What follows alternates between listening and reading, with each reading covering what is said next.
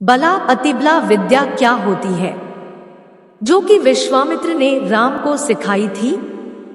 जैसा कि आपको पता होगा कि महर्षि विश्वामित्र को अस्त्र विद्या में कितना प्रावीण्य था। उनके कुलगुरु वशिष्ठ जी जानते थे कि इस विद्या को प्राप्त करने के बाद उसका कितना प्रभावशाली परिणाम होगा।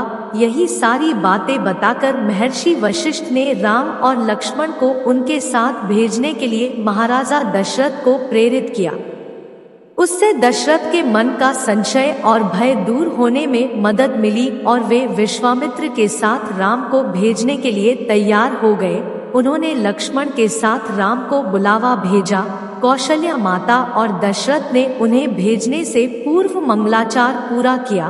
कुलगुरु वशिष्ठ जी ने मंगलसूचक वेद मंत्रों का उच्चारण करते हुए उन्हें अभिमंत्रित किया। महाराजा दशरथ ने दोनों ही पुत्रों के मस्तक बड़े प्रेम से चूम लिए और दोनों को ही विश्वामित्र को सौंप दिया। राम का जन्म ही दुष्ट राक्षसों का दमन करने के लिए हुआ था, अतः विश्वामित्र जी के साथ उसका तो जाना अवश्यंभावी ही था। वह न केवल विश्वामित्र के लिए या राम की कीर्ति के लिए जरूरी था, अपितु वह समय की मांग थी, जरूरत थी। वह संसार की सृष्टि की आवश्यकता थी। प्रकृति उसी की मानो प्रतीक्षा कर रही थी। अयोध्या की सीमा के बाहर जैसे ही राम ने पदन्यास किया, सचमुच सारा वातावरण ही बदल गया। सुखद हवाएं चलने लगी और राम लक्ष्मण पर आकाश से पुष्पों की वर्षा होने लगी। देवताओं के शंखों और दुंदुभियों की घन गंभीर अनुगूंज पूरे वातावरण में व्याप्त हो गई। निसर्ग ने मानो विश्वामित्र के साथ राम लक्ष्मण के जाने का स्वागत किया। शुभ शकुनों की बौछार कर दी। लगने लगा महर्षि की कार्य सिद्धि अब अधिक दूर नहीं है। चलते चलते अब अयोध्या पीछे छूट गई। 2-3 मील तक महर्षि विश्वामित्र जी के पीछे पीछे राम लक्ष्मण चलने लगे। सरयू नदी का दक्षिण किनारा आ गया। तब महर्षि ने राम से कहा, राम, आचमन करो। समय का अपव्यय या अतिक्रमण करना ठीक नहीं है। बला और अतिबला नाम से प्रसिद्ध मंत्रों को तुम आत्मसात करो। महर्षि विश्वामित्र जी के साथ राम को भेजने के लिए समझाते हुए वशिष्ठ जी ने विश्वामित्र की आश्चर्यजनक अस्त्र विद्या का विस्तृत विवरण महाराज दशरथ को सुनाया था। तत्कालीन प्रसिद्ध व प्रचलित अस्त्र विद्या के विश्वामित्र अच्छे जानकार तो थे ही, पर किसी भी नवीन अस्त्र का निर्माण करने की अद्भुत सामर्थ्य उनके पास थी। राम ने यह मनुष्य जन्म क्यों लिया या उसे क्यों लेना पड़ा, शायद यह तथ्य त्रिकाल ज्ञान वाले विश्वामित्र जानते थे। दशरथ पुत्र राम का जन्म किस लिए हुआ, राम के रूप में अप्रोक्ष रूप से किसने अवतार लिया और वह मुख्यतः किस उद्देश्य से लिया, इन सब बातों से विश्वामित्र परिचित थे।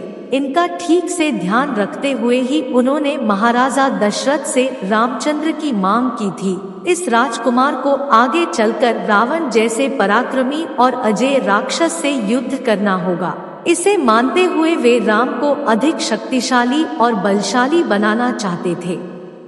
एक तरफ रावण और दूसरी ओर व्यक्तिगत परिधि के शत्रु। इन दोनों मोर्चों पर यदि राम को युद्ध करना पड़ा तो केवल शस्त्र विद्याएं ही नहीं, अपितु मानसिक और वैचारिक दृष्टि से भी समर्थ, शक्तिशाली होना उसके लिए आवश्यक था। इस दृष्टि से उपयोगी सिद्ध होने वाली अस्त्र विद्या का उपदेश राम को देने के लिए विश्वामित्र उत्सुक हुए। बला और अतिबला विद्याओं का महत्व समझाते हुए विश्वामित्र कहने लगे, अर्थात हे राम, बला और अतिबला विद्याएं प्राप्त करने पर थकान या ज्वर कभी नहीं होगा। तुम्हारे स्वरूप में कभी कोई अंतर नहीं आएगा और नींद में या असावधान रहने पर भी कोई राक्षस तुम्हारे पास फटक नहीं सकेगा। बाहुबल में तुमसे समानता रखने वाला आज पृथ्वी पर कोई भी व्यक्ति नहीं है। इस विद्या के कारण तीनों लोकों में भी कोई तुम्हारी बराबरी नहीं कर सकेगा। हे राघव, इन विद्याओं का जब तुम पठन करने लगोगे तो भाग्य, सहजता, ज्ञान, ऐहिक विषय और प्रत्युत्पन्नमति, इस सारे संसार में तुम्हारे समकक्ष कोई भी नहीं रहेगा। हे राम, बला और अतिबला विद्याओं से संपन्न होने पर तुम सभी दृष्टियों से अतुलनीय हो जाओगे। ये दोनों विद्याएं संसार के सभी प्रकार के ज्ञान का उद्गम स्थान है। हे पुरुषोत्तम राम, तुम्हें भूख और प्यास कभी नहीं सताएगी। हे राघव, ये दोनों विद्याएं संसार में तुम्हारी कीर्ति को अमर कर देंगी। ये तेजोमय विद्याएं ब्रह्मा की कन्याएं हैं। हे काकुत्स्थक, तुम ही इन विद्याओं को प्राप्त करने के लिए योग्य व समर्थ हो, क्योंकि इनको स्वीकार कर इन्हें धारण करने के लिए जो गुण और योग्यताएं होनी चाहिए वे सब तुम्हारे पास है। तपस्या से समन्वित होने पर ये विद्याएं तुम्हारे लिए फल देने वाली सिद्ध होंगी। विश्वामित्र इन विद्याओं को जानते ही थे, तपस्या से उन्हें सिद्ध भी किया था, फिर राम की क्या जरूरत पड़ी। यज्ञ के लिए दीक्षित होने पर यज्ञ समाप्ति तक वे आवेश या क्रोध में राक्षसों के विनाश के लिए इन मंत्रों का उच्चारण कैसे कर सकते थे। बस इसीलिए राम में ही उनका राम था। यज्ञ की रक्षा तो तात्कालिक निमित्त या कारण था। रावण वध के लिए साक्षात विष्णु ने राम के रूप में अवतार लिया है, इस बात को वे खूब जानते थे। इसीलिए राम को वे अस्त्र विद्या में निपुण बनाना चाहते थे। यही महर्षि की मांग का निहितार्थ है। राक्षसों के साथ युद्ध करना सामान्य नहीं था, क्योंकि वे मायावी रूप लेकर लंबे समय तक युद्ध करते रहते थे। ऐसे युद्धों में राम अजय रहे। इसीलिए यात्रा के प्रारंभ में ही महर्षि बला और अतिबला विद्याओं का मंत्र प्रयोग राम को सिखाना चाह रहे थे। बलातिबला एक सिद्ध मंत्र है। मंत्र शास्त्र में इन दोनों विद्याओं के कार्य इस प्रकार बताए गए हैं। उत्साह और बल की वृद्धि, शत्रु के शस्त्राघात को सहन करने की क्षमता तथा क्षुधा एवं तृष्णा से बाधित न होने के गुणों के कारण ही इस विद्या को बला कहा गया है। शत्रु का मन, शरीर, कर्म और दृष्टि को स्खलित करने तथा अपने शस्त्रादि प्रयोगों को अचूक सिद्ध करने की सामर्थ्य के कारण इसे अतिबला कहा गया है। उपर्युक्त विवरण से बला और अतिबला विद्याओं का महत्व सहज ही समझ में आ सकता है। अयोध्या से बाहर निकलते ही सबसे पहले महर्षि जी ने राम को इस विद्या का उपदेश क्यों दिया होगा, इसकी आसानी से कल्पना की जा सकती है।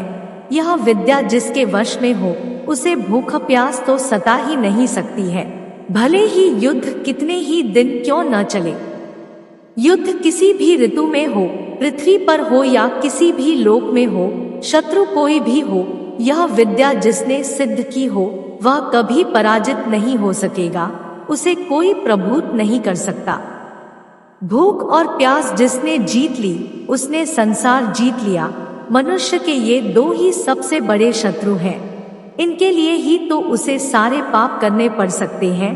राम के अवतार रूप में कार्यों के प्रारंभ में ही महर्षि द्वारा उन्हें बलातिबला मंत्र समुदाय का उपदेश देकर समर्थ बनाने, उनकी लक्ष्यवेधी दूरदृष्टि का परिचय कराती है।